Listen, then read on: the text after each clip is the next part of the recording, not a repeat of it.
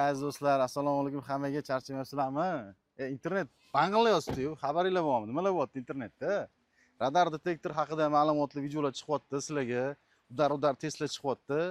Qaranglar bolalar. Men sizlarga bekorga ikkita radar detektor qo'limga olmaganman, bir narsani ko'rsatmoqchiman sizlarga.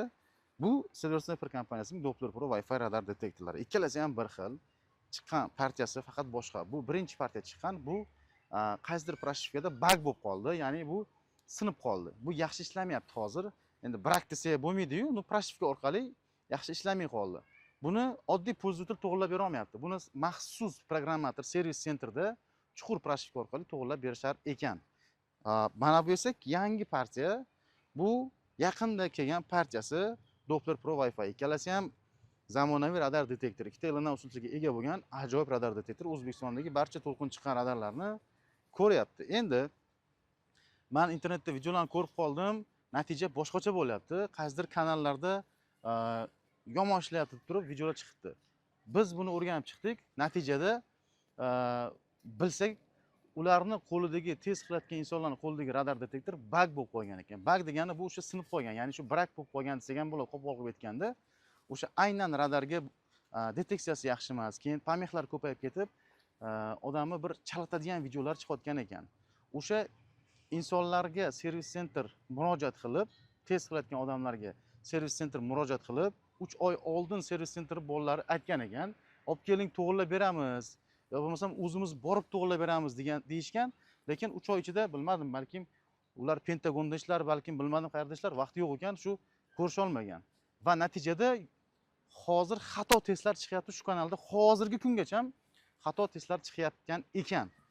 Men o'ylayman bu testlar haqqoniy emas, ya'ni bu noto'g'ri testlar deb hisoblayman. Agarda to'g'ri testlarni ko'rmoqchi bo'lsanglar, bizning kanalimizda Radar Test uzda haqiqiy, haqqoniy, halol testlarni ko'rsatib beramiz. Lekin siz qilayotgan videoroliklardagi bilan biznikini farqi nima uchun unaqa katta? Agar siz bizga ishonmayotgan bo'lsangiz, Neoline muxlislari bizga ishonmayotgan bo'lsa, marhamat keling, men necha marta chaqirdim. Men 10 kun oldin 15 kun oldin deyarli chaqirdim. Kelinglar, keldik. Hech kim kelmadi, hech kim aloqaga chiqmadi, Telegramdan hech kim yozmadi, hech kim kelmadi. Men majbur bo'ldimki, o'zim chiqib to'g'risini ko'rsatib berishga. Vaqt keldi, faqat haqiqatni ko'rsatishimiz kerak. Bundan oldin ham 2-3 ta videolarimizni o'chirib tashlashgan edi. Biz ham mayli deb o'chirgandik, hurmat yuzasidan. Endi videolar o'chmaydi.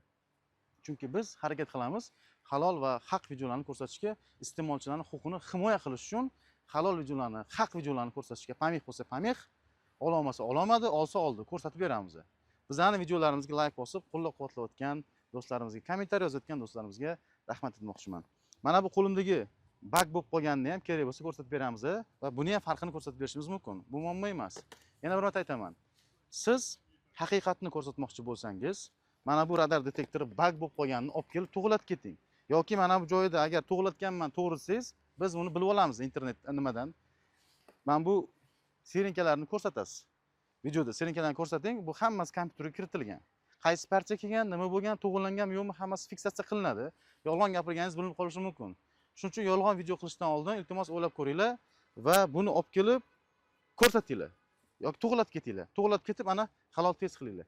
Agar yo'q desangiz, keling, men yangi 8800 korobkadan ochaman, Dopplerni ham korobkadan ochaman, birgalikda test qilamiz. Men qo'lingizga berib qo'yaman Dopplerni. Meni mashinamda xohlasangiz qilamiz, xohlasangiz sizning mashinangizda qilamiz. Borib 100-200 kilometrgacha undan ham uzoqga borib, pamexlarni ham ko'ramiz, radarlarga deteksiyani ham ko'ramiz. Lekin primoy efirda bo'ladi, aytib qo'yay. Bu YouTube'da, Instagramda primoy efirda ketadi. Bir emas, 2-3 ta kamera bilan chiqamiz va albatta guvohlar bilan chiqamiz. Shuni esdan chiqarmang.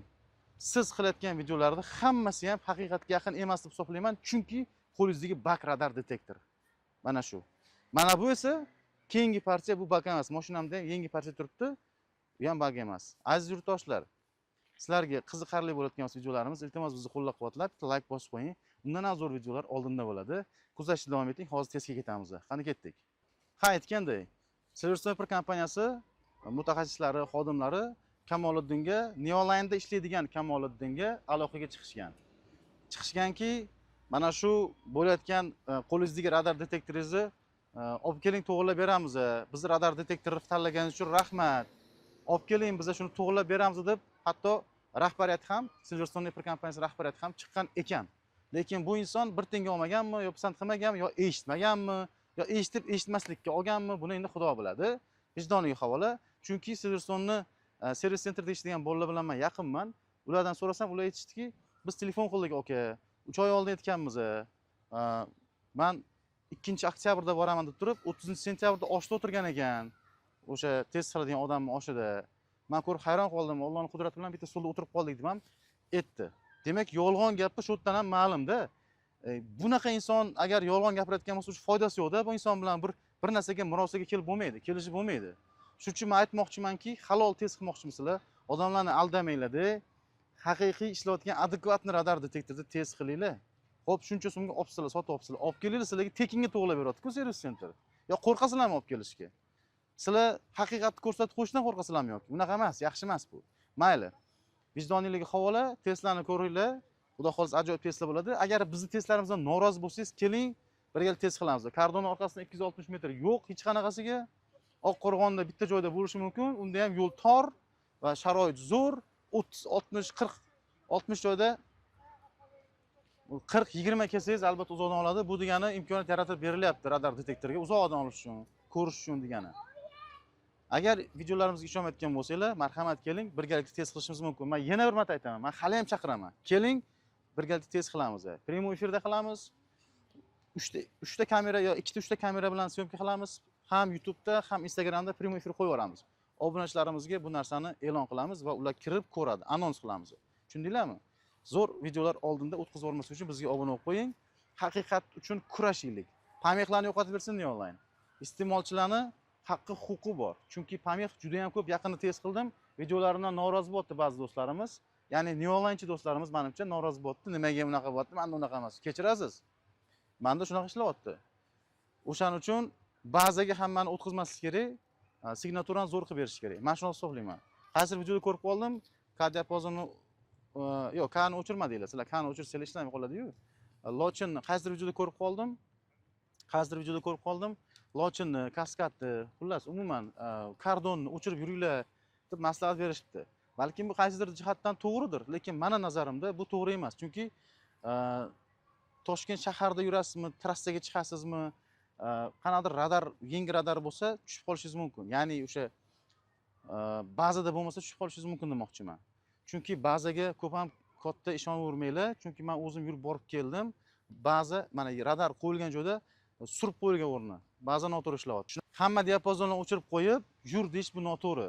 Bundan ko'ra Pamexlarni kamaytirib bersanglar, menimcha maqsadga muvofiq bo'ladi. Sog' bo'linglar, salomat bo'linglar. Oldimizda ajoyib videolar bor. Qani ketdik.